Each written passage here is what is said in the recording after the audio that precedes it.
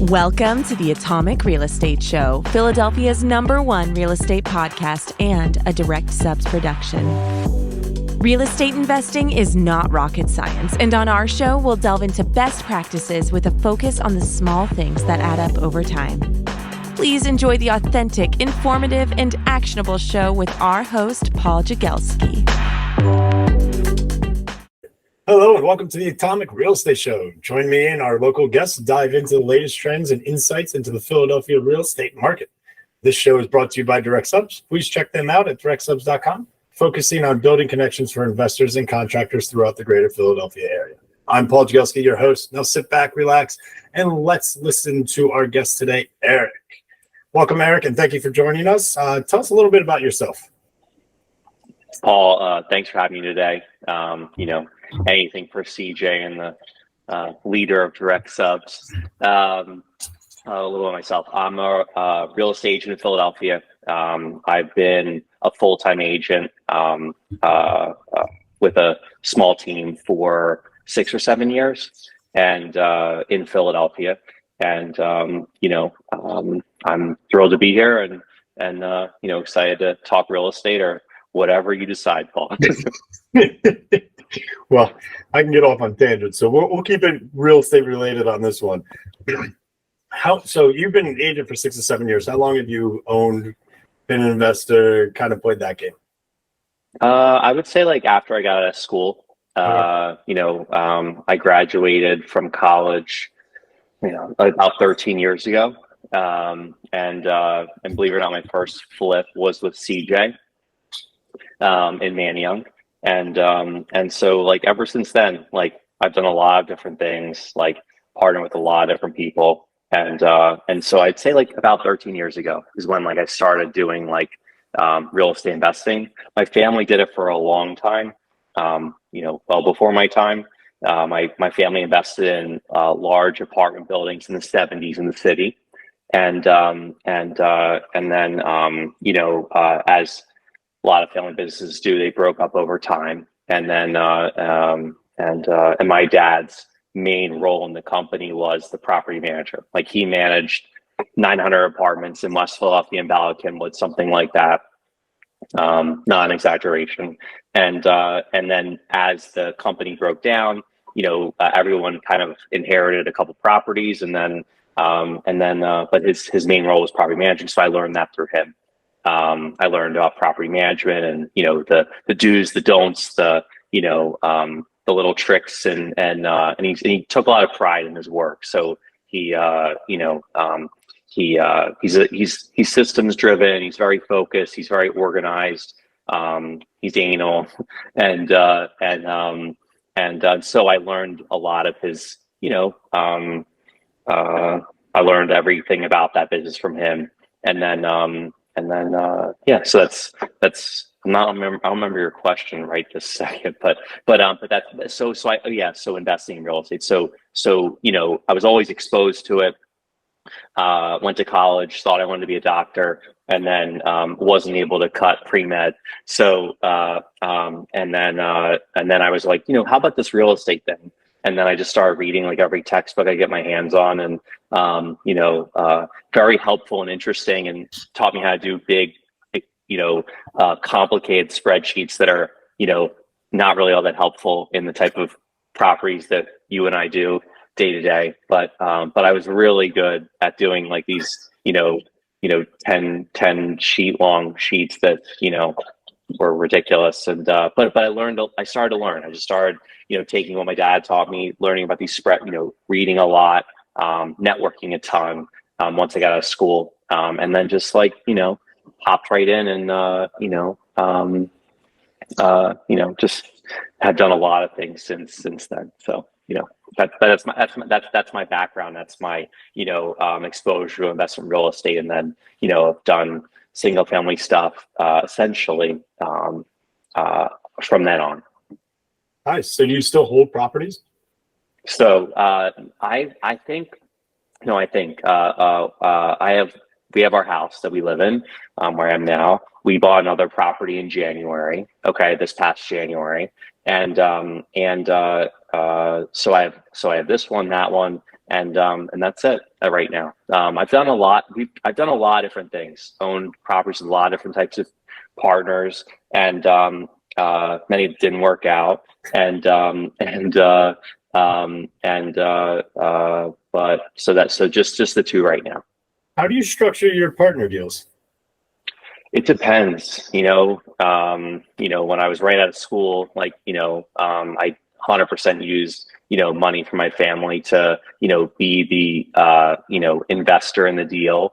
And so like at that time it was just, being really the financial piece, and then, but later it's been, maybe I found the deal and then I would be like the, which there's so much value in that, as you know yourself, I'm sure.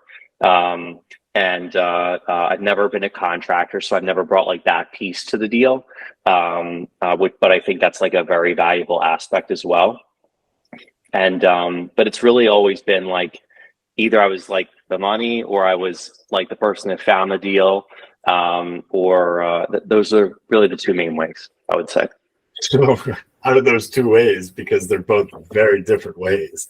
Yeah. What do you prefer out of it? The agent side of it or the money side of it? I think that, I think I've found and learned that, unless you get lucky, well, not that you don't have to get lucky on both ends, but I think that, to be like super successful long-term in this business, I think it pays to provide a service and to be very good at it, right? Not that you can't like be a great real estate investor with just money, but I think that you have to have an expertise of some kind, unless you get lucky, so that you kind of can control the outcome. Meaning that like, if you get very good at finding deals, then like I promise you that if you reached out to me or you, whoever's listening to this, and you have a perfect deal, like we will get it funded in a day.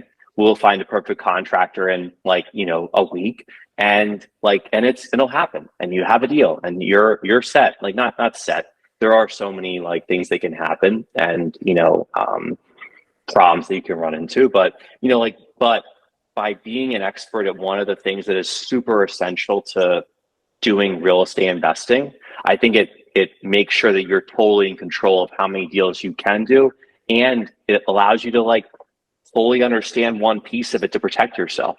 I think that like there's a couple like caveats to what I said, but I would advise that, because I think that I've seen a ton of people with a lot of money get wrecked, but I think that if you have like the skills and the knowledge, etc., that kind of hedges and protects you against like the downside. And so that's my, of course I would love to just be the money and sit back and, you and me be stay-at-home dads and go golf and watch all these other like really hardworking, smart people go do all these great deals. But ultimately, like those people will also learn that, the money is valuable, but it's not, they could go anywhere, so that's, I hope that's helpful.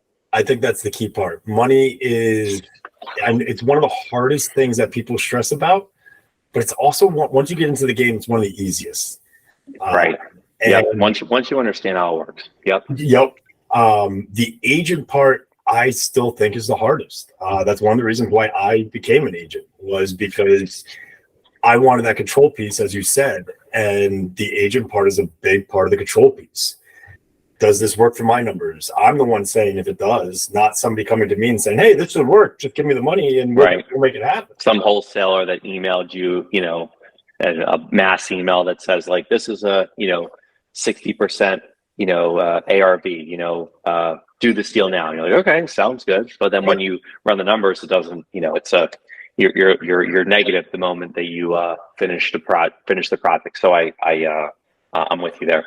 Yeah, and it's finding that niche, as you say. Like some people live off that wholesale deal. They make their money. They know it. They don't even want to deal with anything else. Other people, like myself, super lucrative way to make if you can get good at it, very lucrative. Yeah, very 100%. Very lucrative. And Philadelphia's tried for years to get rid of wholesale. I'll never be able to. I don't think so either. No, and like honestly, like I think that I understand like what Philly is concerned about, and like I think it's like valid. So I understand what they're trying to do, but I don't think it'll ever go away. I agree with you. Yeah. So what areas are you looking into right now? What zip codes? For investing? Yeah. Man. So I've never took my own advice and focused on like one pocket and just been a complete expert on this one pocket. But I've told all of the people and my clients I've worked with to do that. So I'm very open. We like the deal that we bought is like in Point Breeze, but my contractor partner had come across the property, came across the deal. I ran the numbers. It was a slam dunk, and we're gonna do it, and that's why we're doing it there. I would do a deal in Northern Liberties. I would do a deal in Fishtown. I would do a deal in West Philly along Baltimore Ave. I would do a deal anywhere, but I think that in this exact market that we're in, you have to be very careful. And thankfully rentals are still very good. But if I was looking to flip a property, I'd be very hesitant, concerned, careful, and a little more hesitant. But I'll do a deal anywhere. But I honestly will. I have a gnat problem right now. That's why I'm waving my hand across my face. But if I could advise anyone, I would tell them to pick a neighborhood and focus and not jump around, because I think it'll build off each other. It is generally considered the best way to get started and have success. Yeah. Oh, absolutely. Have you seen a flood of activity recently within the city anywhere? No, I honestly haven't. I think that, in my opinion, the city is softer right now. I'm not seeing a certain neighborhood that's just going gangbusters. Not that they aren't anywhere, but I'm not seeing most of the neighborhoods that were going gangbusters up until COVID have softened a lot, kind of contracted a little. And so I'm not seeing. How about you? Are you seeing any neighborhoods? Are you hearing of any neighborhoods that are really flourishing? I'm hearing Strawberry Mansion, but I've been hearing Strawberry Mansion now for almost since I got into it, even before I got into real estate. So 4 or 5 years I've been hearing Strawberry Mansion. I'm seeing the turn, but I'm not seeing the overall, I'm ready to dive in. The prices have gone up. I watched Cobb's Creek, and that was the biggest one I'm so mad I missed out on. I watched Cobb Creek shells go from 35,000 to 135,000 in 3 years. And that's not even including all the COVID issues that brought those up even more. Sure. I am seeing Germantown a lot. Buyers, I should say, in Germantown. However, rentals in Germantown have been going very soft. I see Germantown rentals sitting for quite some time, which is surprising to me because, again, I see the homes being sold. So I don't know if it's just the developers going in there and buying these single families and trying to turn them into either long-term rentals or short-term rentals in their minds for a couple of years. Manioc Roxborough is still hot. If you price that thing right, man, you're in competition. I'm going to go see a couple places this weekend that they're priced right. And I've already talked to the agent, and they already confirmed to me that there's going to be activity on these things. Sure. No, I mean, listen, Manioc Roxborough's, benefiting from that COVID,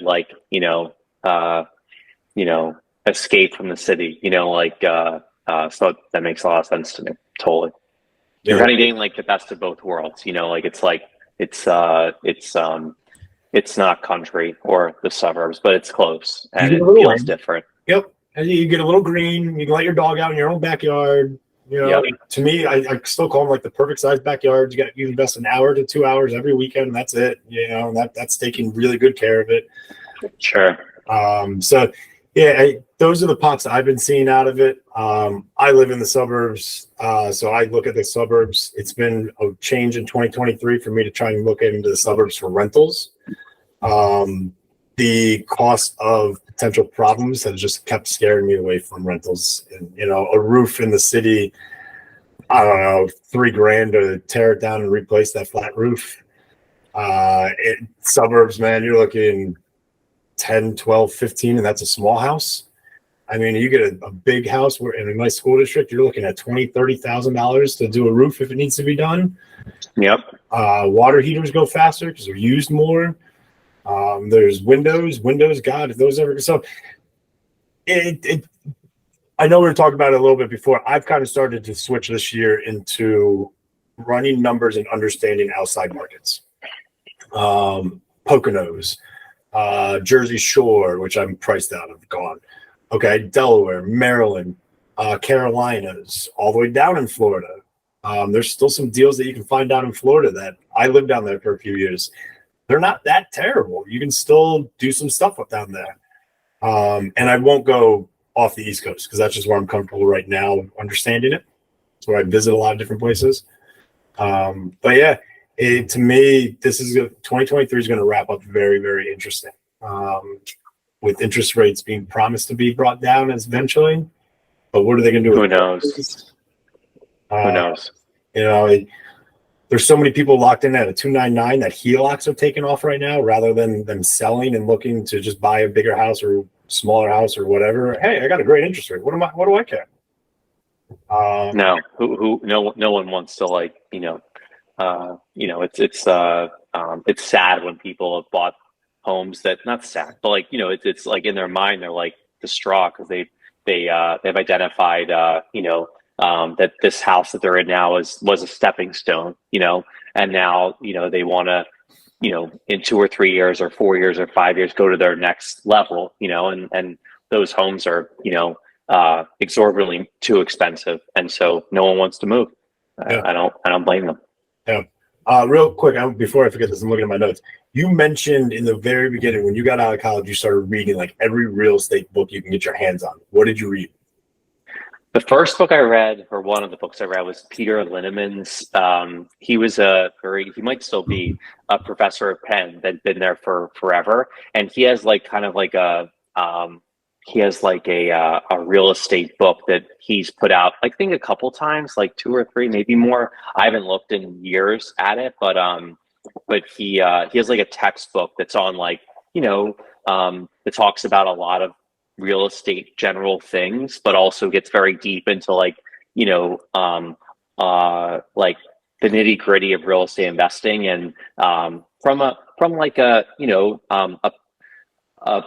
Penn perspective, very granular, very not too much, but it is pretty granular. It doesn't necessarily tell you how to build a portfolio. It tells you the fundamentals of investing in this type of real estate or this type of real estate, or understanding the economics of real estate, a lot of different things. That was probably the one that I rely on the most to kind of give me my intro into how to do analyzing deals. I like that. So that was it. That was the book. It was helpful. Today? Nothing. Nothing at all.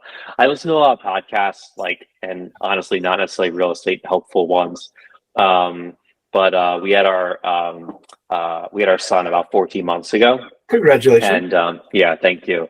Our first child, and I've had no time. I mean, there's literally no hours in our day. We finish at I get him in the morning, and we finish at doing work, everything with him, prepping for the next day, etc. It's 8, 9 o'clock, and we are exhausted. We're walking zombies. So so reading has definitely not been a priority for me. We like watching TV at the end of the day and kind of zoning out and just decompressing that way. So it's just not been on my mind at all. I have to be honest. How about you? You read a lot, or are those books behind you for show, or are those the real deal? No, those are the real deal. So I've gone into it a couple of times in the past with different people out of it because they asked me about it, but I never read a book before COVID, and I can say that honestly. I either cliff noted it, asked questions, never read, hated it, ADD, ADHD, dyslexic. It hurt my brain. No way. Didn't do podcasts because again, just if I couldn't see it, it wasn't worth it. Sure. So fell out of all that. COVID came. We got shut down, as you know, for 6 months out of it, 4 months out of it. And Sky Michaels at Compass started a 6 a.m. book club.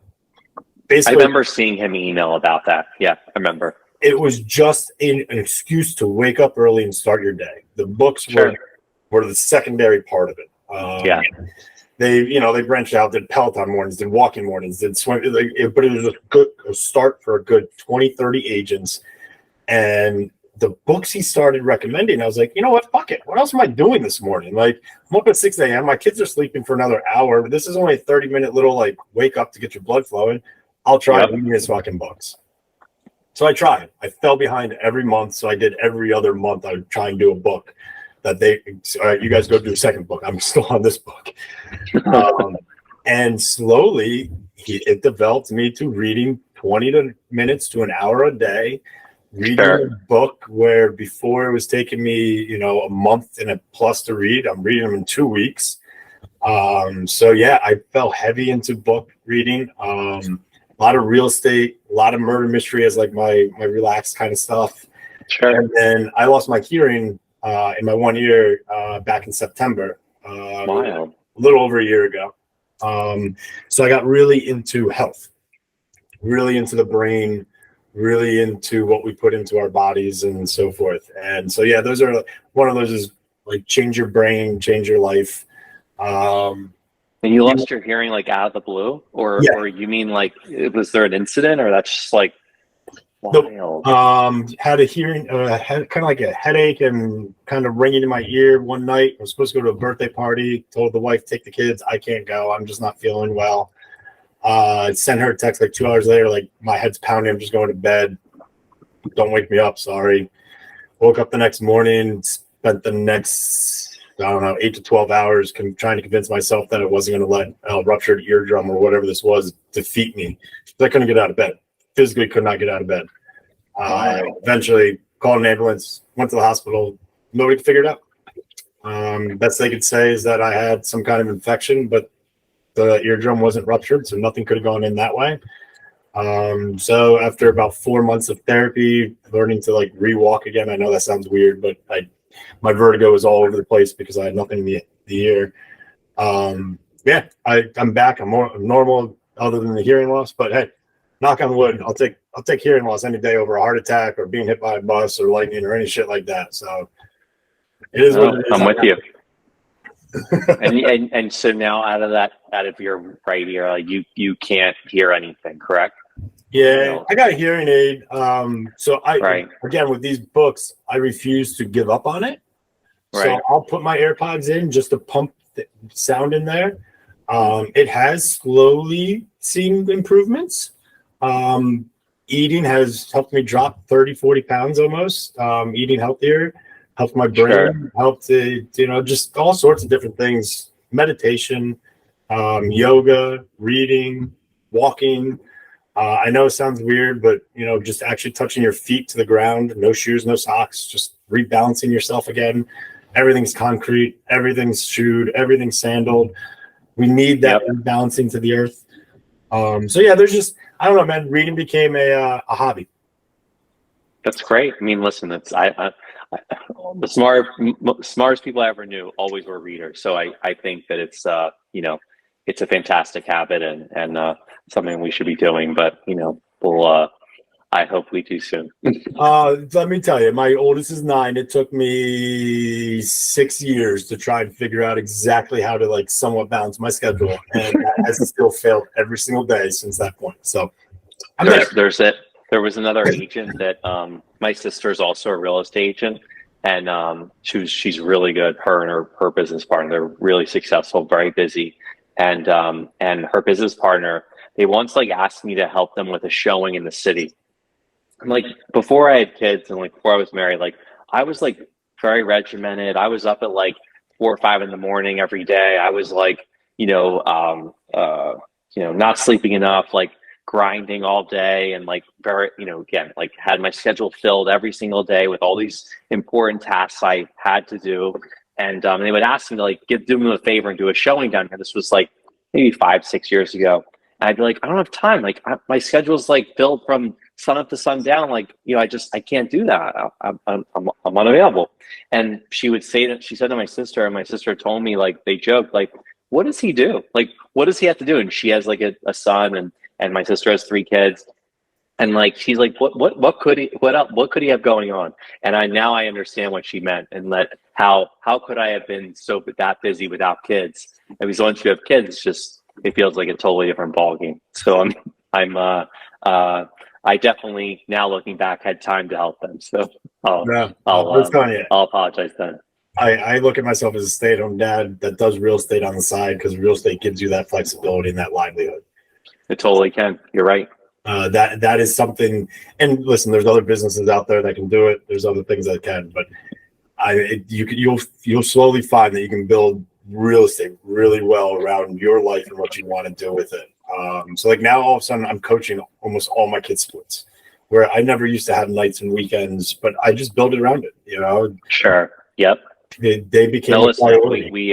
We travel. My wife's family lives in Utah, and we go visit them like on a pretty regular basis. And I have a full-time assistant who can do showings. He's licensed. Like, if I didn't have that, like, I don't know how I would do what we're doing right now. I want to hit upon that. But like, because like I run my own business, like I'm able to like, choose to like be, away when like we want to go away. I don't have to ask anyone's permission. And thankfully, like, I've had a good assistant for a long time, but I wouldn't be able to, I don't know, just create the life, or I wouldn't be able to adjust to my life as easily if I wasn't in this business. I'm sure there's other businesses that also allow you to do this, but this one happened to be the one I chose, and it allows me to do those things. So that makes sense. Full-time assistant. What was your breaking point to finally say, I can pay somebody to help me make more? When did I get my first assistant? My first assistant was probably 6 years ago, something like that. I think it was about 6 years ago.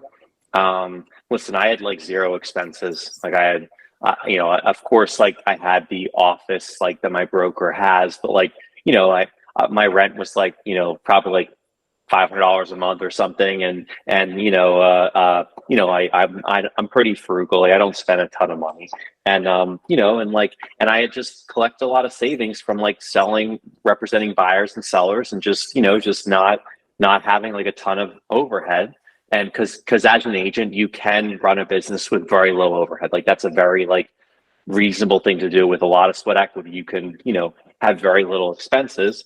And I got to a point where like, I wanted to expand. I felt like I had maxed out my time, right? I felt like I had no more time in the day, contrary to what my sister's business partner thought. But I felt like I had no time in the day, and I was like, I need to like free up hours so that I can like go drive more business. And then I hired my first assistant. She was with me for about 3 years. She moved to Texas, and very amicably, it was time. But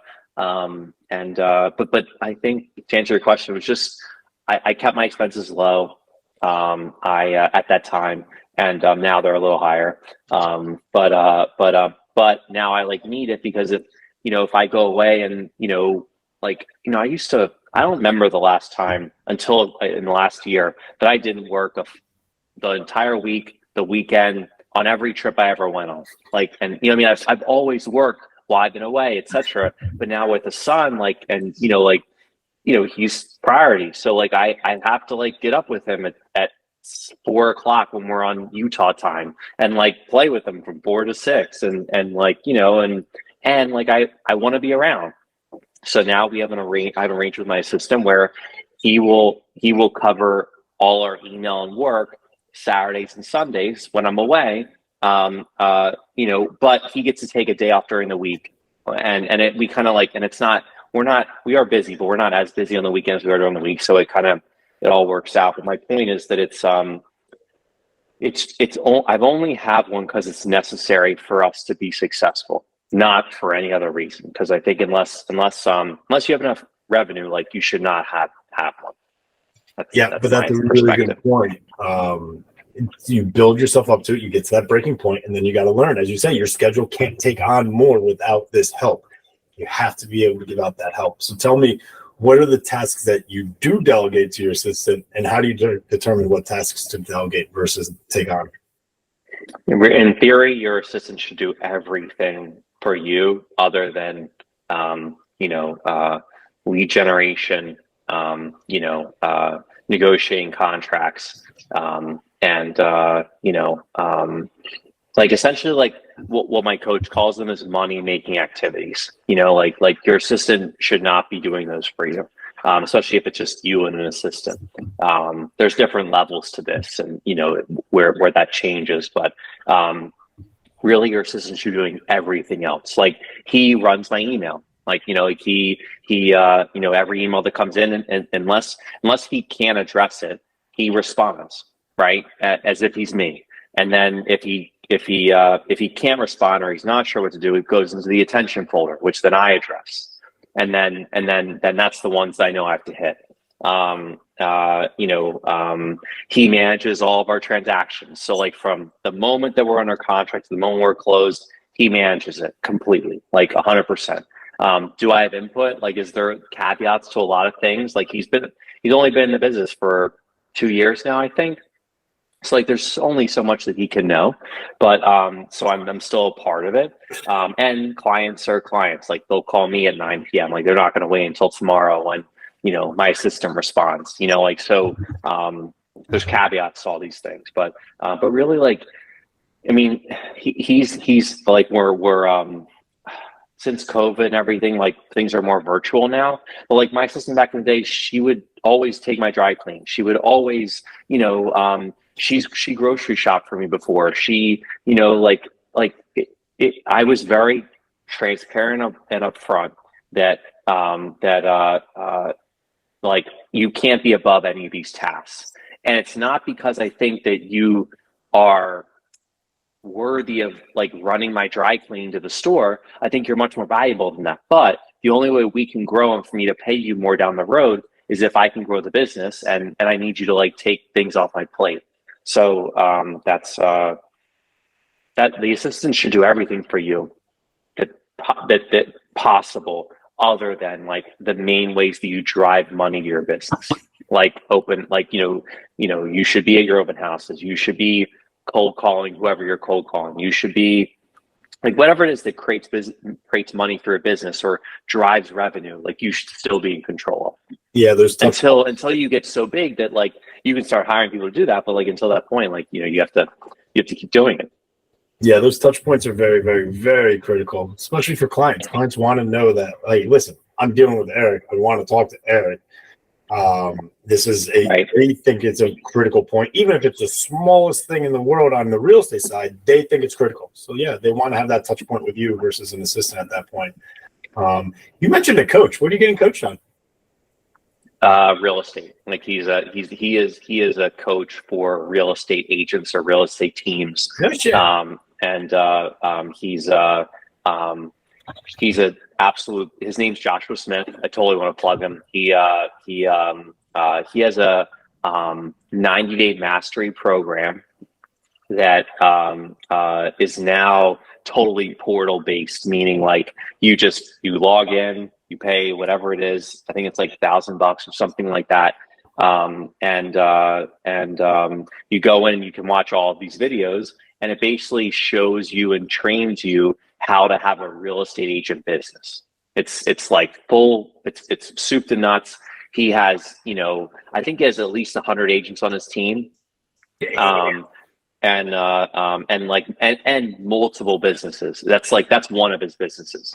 The other business he has is coaching. I think he could have 1,000 people on there, all paying $50 a month. He has that. He has a CRM, which works very well, that I use. And so that's what the coaching's for. So your CRM, do you use it to do drips and that kind of stuff with your clients? Yep. Yeah. It does all of that. You can set it up to be however you want, or you can use their templates. Their templates are very good. But he's like, I did a lot of businesses before I got to this one in real estate. and I made a lot of missteps and, did a lot of things that I definitely shouldn't have. And I learned that, every business in this world basically has been done before. So, and in the past, I would try and like figure it out on my own and reinvent all these different things and try and be this, I don't know, just like think that I knew better, than everyone else. And then I learned that like, that's very idiotic. Like, why wouldn't I go copy someone else that's done this in the past, that's had tremendous success, and copy what they're doing until I've mastered that, and then I can go add a little bit and adjust a little bit. But why reinvent the wheel? So that's when I was had decided to like be an agent full time. 6 or 7 years ago, I found his program, and I was like, listen, I'm copying it. Like, I'm not going to be, this, idiot kid that thinks they know better. Like, I'm just going to dedicate myself to it. And I copied it word for word, action for action, and it paid off. That's fucking awesome. Yeah, no, I got lucky, not lucky, but like, I was thrilled I found the program and it worked. It really did. Joshua Smith, thank you very much. Because without him, I wouldn't have you here today. No, honestly, you're right. I think he's the man. He's really successful, very transparent, doesn't hide a thing. And then once you're in his program, you're in a Facebook group where you can ask anything you want. And he has weekly coaching calls that you can hop on and like ask anything you want in person. But like, within a day, he answers your question thoroughly with experience of having done, 5, 6, or 7,000 transactions in his career. He's a beast. How do you prefer to communicate with your clients? Email, text, phone calls, silence? Sometimes silence. No. Honestly, like whatever. Most clients today are like, especially like in the dealing with like real estate transactions. Most of them want like either calls or texts, like for like immediate conversations or things that are up. We do in our business, we do bi-weekly updates. So every Tuesday and Friday, if I'm under contract with someone or preparing to go on the market, we send Tuesday and Friday update emails. So it's like, hey, just checking in, like, your appraisal was scheduled. It's on this date. We'll be meeting the appraiser there. Nothing to worry about. Title's been ordered. In about 14 days, title will be back. We'll be on the lookout for that. If you need anything, let us know. Otherwise, we'll be in touch in a couple of days. Otherwise, we contact with them immediately if something urgent comes up. But if someone's under contract, or again, if we're getting ready to list their property, we touch base with them every Tuesday and Friday to, I haven't had a client that I've ever worked with since I started doing that's ever reached out and been like, what's going on? Like, where are we at? Like, they never feel like they're not in the loop. And that's how that might be one of the best business practices nuggets you just dropped. You teeter right on that line of like over communication, but it's so perfectly ran that they expect it. So it's consistent Tuesday and Friday, which is perfect for a client. They know it's coming. Yep. It's not over, but it's just enough bit of information where they're like, oh, I'm at ease. Yep. Well done. And believe me, even then with those updates, I still had points in my business where they're like, Eric, what's going on? Like, where are we stand? Like, why don't I know what's going on? And I'd be like, well, did you see those emails? And they'll be like, well, I missed them. And I'm like, okay, well, all right. So then I started instituting other messages. Like I do like a 1 week before settlement email, and I do a 1 day before settlement email. And we have a couple other ones. Like we have an email we do right after inspections are satisfied as well. So like we have all these little emails that we do that I've learned. Like one of my emails is called an Allen email. I hope he listens to this. It's a client of mine. And I think I've told him that this is the case, but I'm not sure if I have, but I'll find out. It's called the Allen email. And I think like we were 1 week to settlement. He was like, Eric, I have no idea what's going on. And I was like, Alan, like, I'm very sorry. I didn't realize that. Like, let me put together an email to like tell you what's happening. And I already told him this literally a week ago or 2 weeks ago, the same thing I'm about to email him. Like it was the 1 week settlement email that I created. And I sent it to him. He's like, okay, like I'm at peace now. But like I realized like our clients are very busy, like a lot of them, you know, and they have kids, they have, you know, stressful jobs, they have whatever. Like sometimes people need to hear things multiple times or be said things multiple times to like, you know, to get the message. And so I have a couple of emails that have names. So like my like in our spreadsheet, it says like, you know, the Alan email is on this day, you know, like it's like cute and funny, and I love Alan to death, and you know, but anyway, so that's how we communicate. I will take responsibility for all shitty emailers. I literally have an away message up saying, please do not email me. My cell phone number is call or text, because I do not check email. I found it just wasted so much time in my day that I started doing it on like a daily morning and nightly routine. And then I just fell into rabbit holes with that. And I started doing it sporadically. And then I was like, you know what? I'm trying to get away from emails altogether. So if you email me, you get an automatic response. Call or text me. Listen, Paul, we've talked for like an hour or something like that. But I've realized, like, since talking to you, like, and CJ even said this about you, that you're very like socially gifted, meaning that you're good social. Like you're good at making conversation. You're good at picking up where I've left off. You know, like you have a knack at that. Like that's something that I think that you inherently, maybe you've worked on, but like you do it well. Okay, whether you've worked on it or not, you do. So maybe your thing is not like keeping track of email. Maybe it's like you should be out talking to clients or whatever you end up doing with your life. But like, you know, you're front facing, you're at open houses, whatever you decide to do. But my point is like that's just might not be your thing, and that's okay. Like, you know what I mean? Like at least you're figuring out systems so that it doesn't like, you know, harm you. Oh God, dude. Yeah, I much prefer the face-to-face. I've said it a million times. I say it to all my investors. I'm a real estate agent that does not post my rental properties on the market. They go on Zillow, plain and simple, because I need to see and meet my people. I don't care. I do care what you're. Good for you. I do care about your background check, and I do care about that stuff. But to me, this face-to-face will tell me so much more about you and me, and if this is going to get along and be a good business, or if this is going to be a rough road for the next year or 5. No, my dad was the same way. So you're on the right track. Well, I appreciate that. It's a good way. It's a good way to, you know, you can't. It's hard to screen anyone. You can, and we do it for all of our clients. But really, the best way to screen someone is meeting them. So you're exactly right. Well, and so that's going back to one of your original points, being an expert as an agent, right?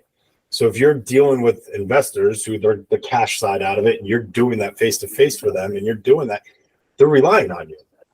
And yeah, big time. If you're doing what I think you mentioned about 800 rentals that you're putting tenants into last year, dude, clearly you're doing a good job at that. Good question. Let's make, so my family had 800 or 900 apartments in their portfolio. And then little by little, they started selling them off. In the last year, we rented 80 apartments. So let's not, I don't want to over sell us. Oh, so you okay? Yeah. Don't worry. Yeah. Thanks, Paul. Before actually on the overselling part, how do people get a hold of you and your team if they want to use you? Sure. My cell phone number, 484-948-5872. And you know, just reach out anytime. I'm sure Paul put like my email in the somewhere and wherever this goes. But that we absolutely will do. Either way works, but you can call or text me. I'm very accessible. Sweet. Any quotes that you live your life by, either as a real estate agent or personally? It's funny that you said that, because I was like, maybe I should be prepping for this. and then but you had emphasized this was like casual. So I went on, like, I was looking at the Instagram for your show, and it said, and half of the videos are people like giving their quotes. And I was like, man, I don't have a quote. Maybe I should come up with one. And then I never did. So what quotes I live my life by, or that maybe just keep going, you know, like I like, you know, like I've made a lot of mistakes, like, Ooh. You know, and so like, you know, like, and had I stopped at any of those points where I had failed, like I wouldn't be here. Like I wouldn't have like I wouldn't have my son. I wouldn't have met my wife. I wouldn't have this house. I wouldn't like have this. I wouldn't have I have a great assistant. Like he's the man. Like I'm very lucky. You know, I wouldn't be exactly where I am now had I not kept going. And I think like, we all make mistakes. We all fumble. We all, it is natural if you're trying to make it or become something or whatever to fuck up, and so like if you don't keep going, like you won't find you won't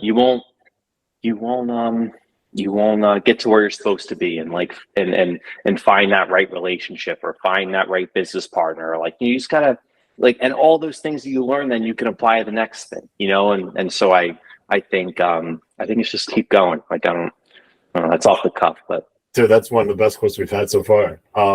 Your failures, though, and I agree with you. Everything happens for a reason, right? If you chose path B, all this other shit would never have happened. But what is your biggest failure that you almost didn't continue? As you say, you got to keep going. That almost kept you out of the game, but you're so happy you didn't, looking back on it, and it actually taught you something. Man, what was like the thing? A flip gone wrong, a partnership diffused.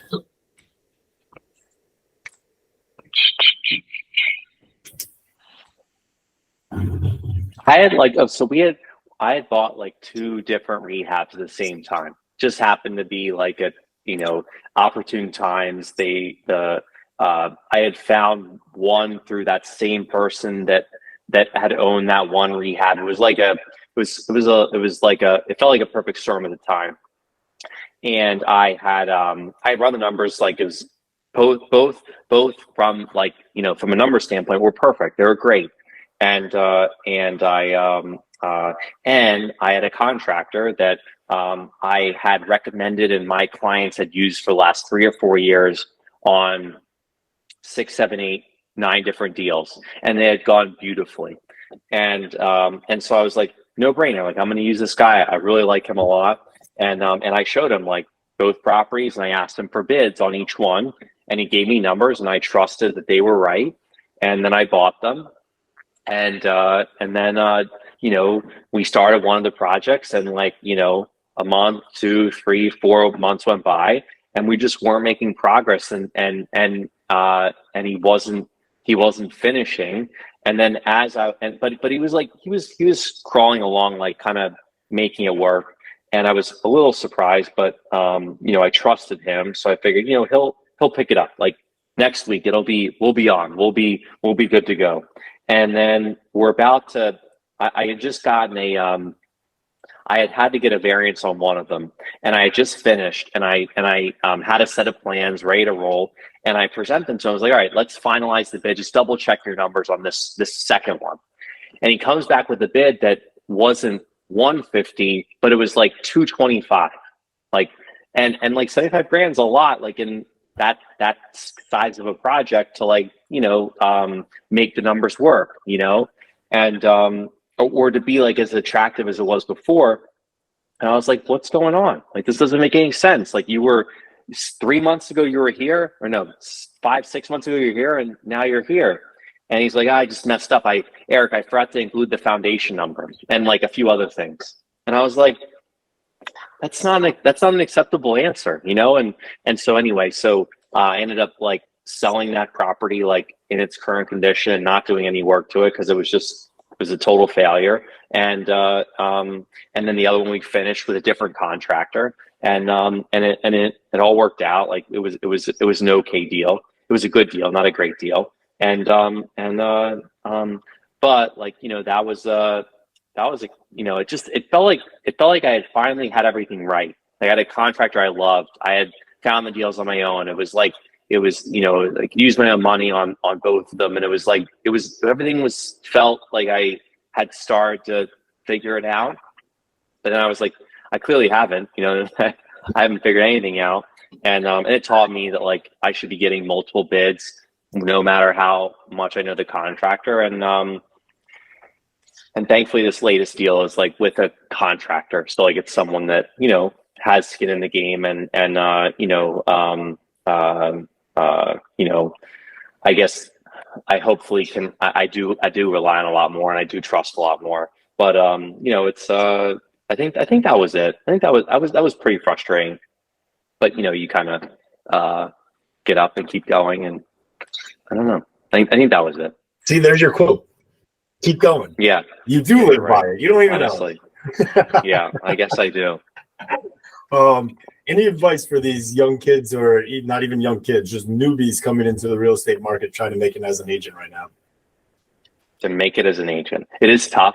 I was looking at a graph a couple of days ago, and like there are double as many agents there is in the market as when like COVID happened, something like that. So that now agent count is almost double, and inventory is now half of the agent count. I'm not sure if you've seen this stat or not. And like, there's a lot of people that are putting numbers out there, like Tom, what's his name? Tom Ferry or Tim, where's his name? But anyway, someone put a number out there that like 60,000 agents left the business, like at some point, like last year or something. And, but based on this data, and it's like not to sell anything. It's like it's just a very reliable, like, you know, data site for things like this. You know, it just shows how competitive the market is right now. And like, I am not envious of any agent that's in the market right now. You know, it's very easy today to be like a referral agent and like, you know, maintain your license and have a couple, you know, have your close friends, you know, 10, 20, 30 friends that just refer you when they buy something, right? Like those people exist.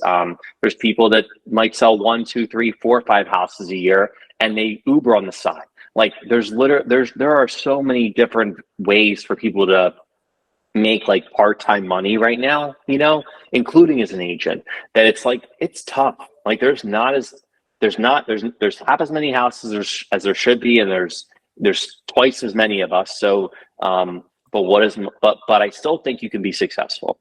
I just think you have to do double the work that someone had to do like 5, 6, 7 years ago.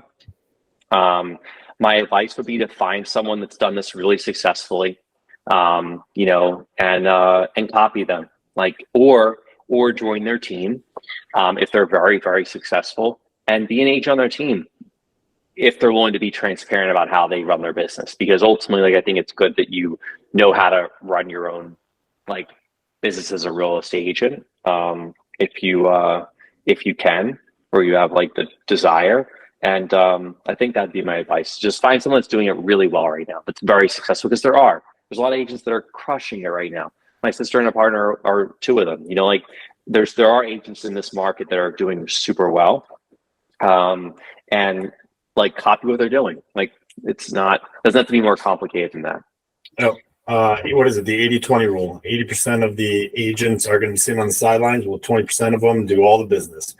But the problem is that those 80%, Paul, are going to do like 3, 4, 5 deals this year and take them away from the, you know what I mean? Like from the kid, like they're going to take them away from the kids that are like, you know, they did like 12 deals this year, and like any other market, they probably would do 24, because like there's people that are kind of, you know, that are hanging on. And so it's tough. It's more difficult. It's the truth.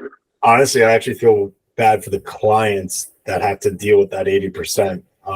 Because you're exactly right. I'm one of those 80%. I'm not one of the top 20% performing agents. And to be honest, that's why most of my stuff is only for friends and family, because I want you as a client to get the best experience. This is a huge decision. This isn't buying and selling. This is big money. So to me, listen, if it takes me a commission, that's great, but I want you to be happy at the end, feel comfortable throughout the process, and know you're going to be taken care of. And honestly, that's not always me. There's an Eric out there. There's a Keith. There's a Sean. There's other people that are doing this. And I mean, you guys are doing it full time. And that's my only recommendation in this market to anybody who's looking to do buying and selling right now. You don't really have an agent within your own little tight-knit group. Look at the experienced people first. I know it kills me. Yeah. I know it kills the little guy coming into it. But those agents have made it for a reason, and they've been around for a reason, and they've got resources and knowledge that some of us younger ones don't. All my knowledge is all COVID. I joined real estate right before COVID. That's all I know. That's not the greatest thing. Honestly, if you can buy and sell a house during COVID, then it's easier now. The market's different. Interest rates are harder, but I think I totally agree with that. I think though there is like a little bit of a caveat to some of like the mega agent groups. Yeah. And what I mean by that is that some of those groups are not able to be as attentive as you are. And not to say that clients are a number to them, because like I have a lot of respect for those groups. Like they're very successful. They've been super successful. Like there's a lot of like very impressive agent businesses out there, but I don't know if they can be as attentive as someone necessarily like you or an agent that does 30, 40 deals a year. Like that agent can be perfect for you. Like so I think that like I think anyone doing 20, 30 deals a year or more will have done enough volume to be dangerous and effective. But but there's also agents that are done 5 deals this year that will probably treat you just as good as someone that's done 1,000. So I agree with you. I think there's caveats, but I agree. The busier, generally, the better. Definitely a bell curve there. Too big, yeah, bad, yes, too little, not so good. But like I'll look at myself. The only reason why I made it through COVID was because of my team. I purposely joined a very experienced team and had a very similar mindset to what I wanted to accomplish. And I'll tell you, my very first deal was actually one of my personal deals for one of my rental properties. And thank the Lord it was, because I fucked that thing sideways so many hard ways. But my mentor, my team leader, they walked me through it. The other agent was very awesome on that deal. And it opened up my eyes to just how hard this really is. And even again, going back to the original part, if you get a new agent, if they're on a good team and that team actually helps them, that's a big difference. I use that as one of my selling points. Listen, you're not just getting me. You're getting Sean, you're getting Keith, you're getting Al, you're getting all these other people that I don't stop my communication here. It goes to them too. You ask me a question, I'm asking them. Right. So as I say, I think there's that nice little bell curve, and you got to figure out what works for you. Everybody's bell curve is going to be a little bit different. The bigger companies might fit some people because they listen. You go do what you got to do. I don't care what it is. Here's my cost. Yeah. The littler ones, a lot of attention. Hey, that's perfect for somebody like me. I'll give you all the attention in the world. Right. So there's definitely that bell curve, and there's definitely finding your clients. But what do you need out of our audience? Reach out to you, buy, sell, more. What do you need out of them? What do I need from them? I mean, we are a busy, very small team in Philly, and we're always looking for new clients. And we've been representing buyers and sellers here for sure. We've also been doing a ton of leasing for landlords this year. There's a lot of landlords that prefer to outsource their leasing, and we do it really well. And I'm not sure exactly who's going to see this, but if you're struggling with your leasing but like to still manage and maintenance your own properties, like we are a very good fit. We've been doing it very well. We've been very successful this last couple of years, and we do a lot of little different things. Like we do a floor plan for every unit. We do a walkthrough video for every unit. We do professional photos for every unit. That's like more common or basic, but we show 7 days a week. We do the bi-weekly updates. So if you are a landlord that's struggling with your leasing or aren't happy with your current solution, like we are very good and we can help. And we're also we're very not to toot our own horn, but we are a very good agent. We can help investors. We can help home buyers. We can help home sellers. We do a lot of different things. That's awesome. And please do toot your own horn, because you do a lot of awesome things. Any websites or Instagrams or anything that you want to throw out there? My personal Instagram, I'll definitely send you the tag. And we have a Facebook page, and I think that's where most people are now. And our YouTube page has 167 subscribers. So if you want to become another one, that'd be great. And Sweet. and What's the handle for Facebook and YouTube? Let me tell you, it is probably really yes. So the YouTube one is, it's just my name. Sweet. We're not very what is that phrase? If you search my name, like it'll come up on YouTube, and then Instagram is gonna be, I think it's Eric D. Fine. I need to improve my I think it probably should be like, you know, the finest real estate agent or something. But it is. It's Eric. Philadelphia's finest, Eric. Yeah, honestly. So but it's those are probably the best places to find us. Dude, that's awesome. But thanks, Paul. Yeah, we gotta get you out there. We gotta get you bigger. Yeah. I want everybody to go out and use you. Hey, listen, that means I don't have to take those phone calls.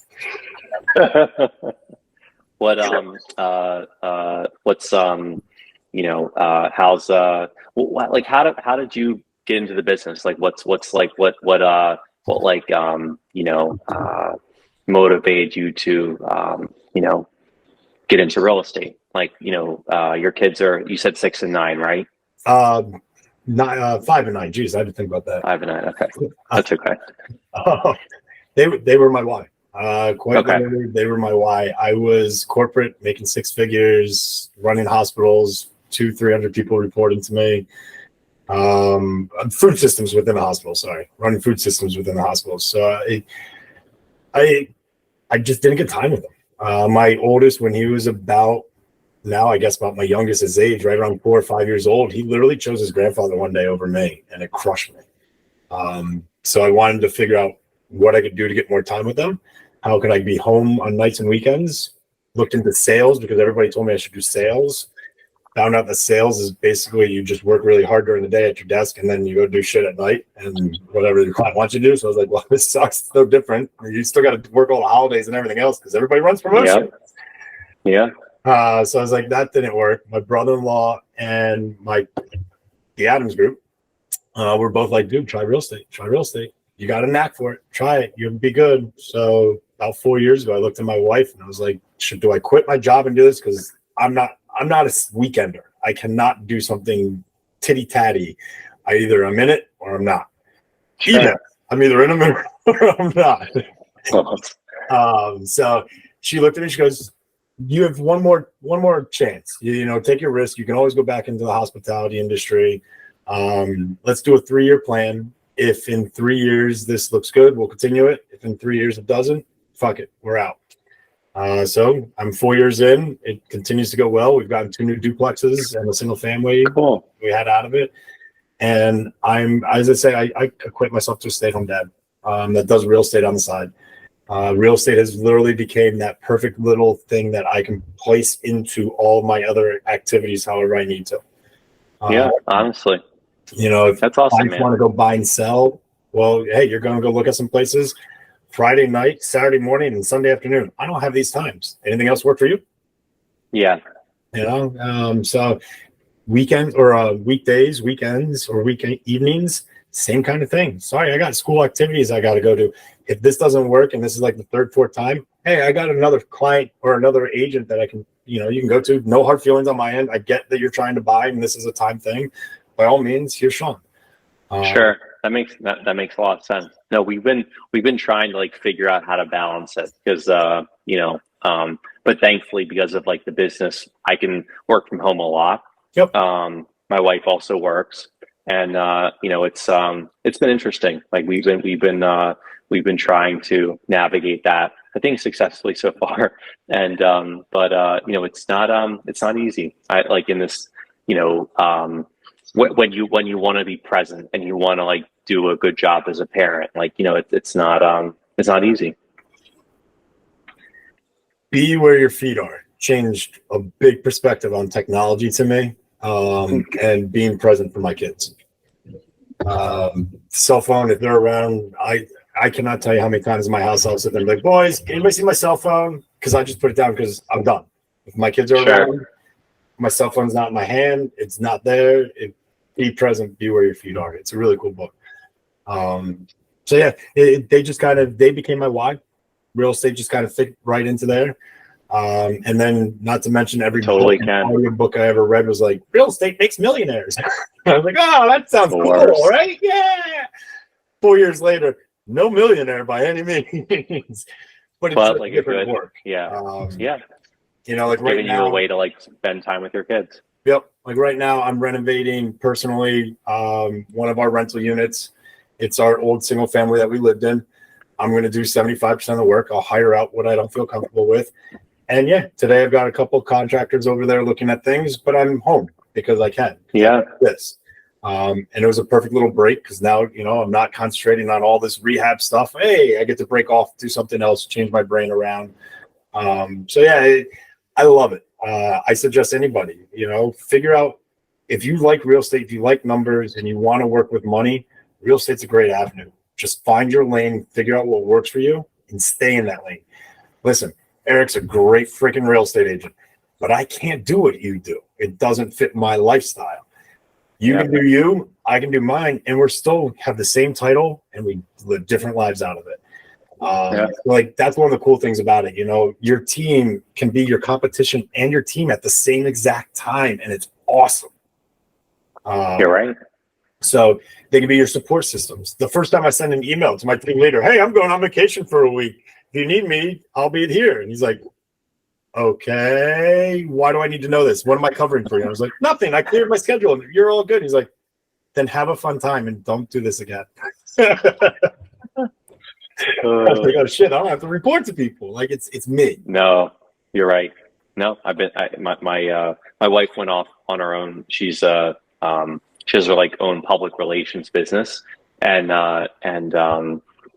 she got so fed up with like having to get approval to go away for a day or not be in the office for 2 days, or like even when she worked from home, she'd be anxious of not being in the office, and so it she had the same experiences, and she still doesn't do that anymore. So that's makes a lot of sense. Yeah, I mean, the corporate life can literally kill you. So again, maybe real estate's not it. Maybe real estate is it. But at the end of the day, it gives me a bigger purpose in the world. I can help people. I can help people with pit bulls. That's where I was in my life. I can help people with other dogs. I can help people find affordable living that's still nice. So you kind of match and marry all those. And we mentioned it earlier. You get your shit back to them. It comes back to you. Big time. It does.